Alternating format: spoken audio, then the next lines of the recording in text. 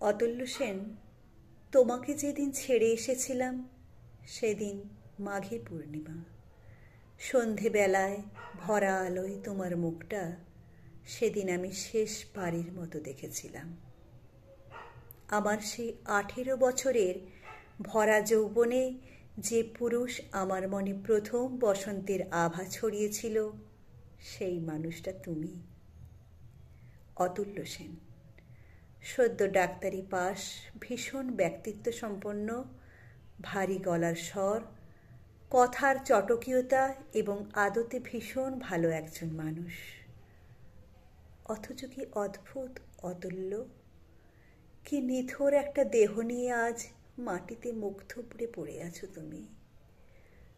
আমার কেবল 2 আঙুল দূরত্বে দাঁড়িয়ে কেমন শক্ত হয়ে শুয়ে আছো একটা ভেজা তোশকের ওপর। কি সাদা স্নিগ্ধ অঙ্গরূহ, কেমন মলিন তোমার মুখখানা। অতুল্য, তুমি আর নেই, এও আমি ভাবতে পারি। অথচ শহরের মহামারী শেষে একটা কোণে দেখা গোধূলি আলোয় তোমার হাত ধরে আমার শিউলি কুড়োনোর কথা ছিল। কফি হাউসের যে বেঞ্চিটায় আমাদের তুমুল প্রেমের গল্প জমেছিল একদিন, সেখানে মুখ ডুবিয়ে আরও একটা বর্ষার সন্ধ্যায় আমাদের ভেজার কথা ছিল। সামনের পূজায় সিঁথি ভর্তি সিঁদুর মেখে পূজার ঘরে মায়ের সাথে দুব্য বাছার কথা ছিল। কথা ছিল একটা অনাকাঙ্ক্ষিত রাতের শেষে ছোট্ট চাঁদের আলো হাতে নিয়ে প্রথম বাবা হওয়ার আনন্দে তোমাকে আটকানো হওয়ার। কিন্তু কোথায়, কিচ্ছু তো হলো না।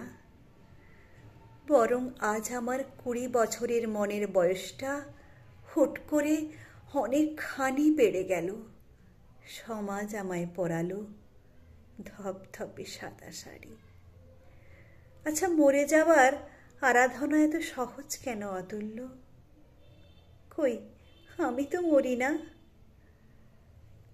আজ 2 মাস হলো, সাদা থান তুলেছি গায়ে, ছেড়েছি লাল সিঁদুরের দগদগে দাগ। আষাঢ়ের বিদ্যুৎ চমকানো অন্ধকারে রাতে বেনামে চিঠিতে লিখেছি, অতুল্য সেন। আমার ভারী সংসার করতে ইচ্ছে করে জানো, যেন 20 বছরের একটা সদ্য কিশোরীর গায়ে তুমি প্রেমের আলপনা না এঁকে বিয়ের মাত্র 13 দিনের মাথায় পরিয়ে দিলে বিধবার সাদা থান। অতুল্য, বিকেলে উঠোনে চোখ ঝাপসা হলেই কেবল তোমায় দেখি। তুমি মাটিতে মুখ থুবড়ে নিথর হয়ে পড়ে আছো একটা নিস্পৃহ চাহনি নিয়ে। বুকের ভিতর কেমন দুমড়ে মুচড়ে হু হু করে ওঠে। জানো অতুল্য, আমি চোখে কাজল পরি না কতকাল, চোখে মাখি না কোনো সুগন্ধ তেল। মোড়ের দোকান থেকে যে রূপোর নূপুর জোড়া গড়িয়ে দিয়েছিলে, খুলে রেখে দিয়েছি সেগুলো। বিয়ের শাড়িটা আলমারিতে তুলে রেখেছি যত্ন করে।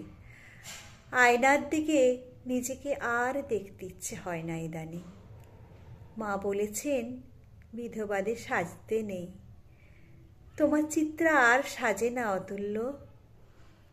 অতুল্য, মনে পড়ে অভ্রদার কফি শপে তুমুল কালবৈশাখীর এক সন্ধ্যায় আমার হাতটা শক্ত করে চেপে ধরে তুমি বলেছিলে, চিত্রা, আমি চলে গেলে কি করে সামলে নেবে সব? সেদিন ভীতস্ত কণ্ঠে বলেছিলাম, এর উত্তর কেবল স্রষ্টা জানেন। তবে অতুল্য, তোমার সেই 18 বছরের চিত্রা ব্যানার্জি আজ ভারী শক্ত হয়ে গেছে। শত কালবৈশাখীর ঝড় আজ আমায় আর ভাঙতে পারে না। আমি ভুলে গেছি বেঁচে থাকতে, বুঝে গেছি মাঝরাতে বুকের মধ্যে হুট করে নেমে আসা দুঃখে কেউ মরে যায় না, কেবল একটা জ্যান্ত লাশ হয়ে তাকিয়ে থাকে হয়তো অনাগত বার্ধক্যের দিকে। তুমি ভেবো না অতুল্য, সংসারে অপয়া নামে আজও বেঁচে থাকার ভীষণ আক্ষেপ নিয়ে আমি টিকে আছি পশ্চিমের অন্ধকার ঘরে। সময় ফুরোলে চলে যাব। তুমি না হয় অপেক্ষায় থেকো অতুল্য সেন। ইতি তোমার চিত্রা।